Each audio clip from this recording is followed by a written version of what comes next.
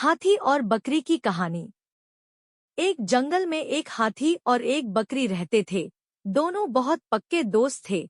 दोनों साथ में मिलकर हर दिन खाने की तलाश करते और साथ में ही खाते थे। एक दिन दोनों खाने की तलाश में अपने जंगल से बहुत दूर निकल गए।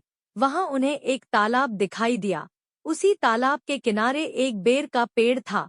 बेर का पेड़ देखकर हाथी और बकरी बहुत खुश हुए। वह दोनों बेर के पेड़ के पास गए।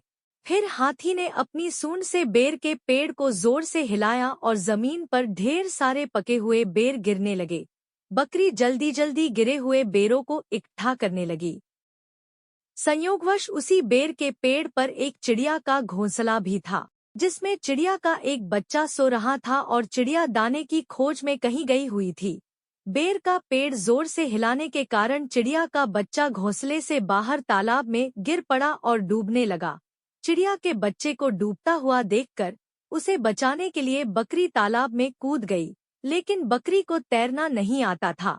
इस वजह से वह भी तालाब में डूबने लगी। बकरी को डूबता हुआ देखकर हाथी भी तालाब में कूद गया और उसने चिड़िया के बच्चे और बकरी दोनों को डूबने से बचा लिया।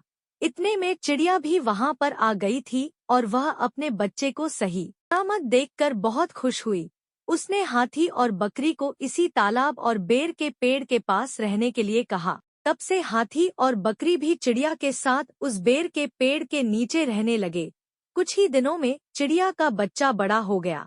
चिड़िया अपने बच्चे के साथ जंगल में घूम कर आती थी और हाथी और बकरी को जंगल में किस पेड़ पर फल लगे हैं इसकी जानकारी देती थी।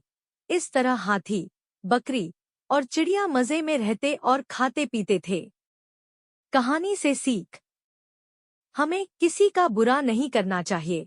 अगर हमारी गलती से किसी को परेशानी होती है तो उस गलती को सुधारना चाहिए और मनमुटाव दूर करते हुए एक दूसरे की मदद करनी चाहिए।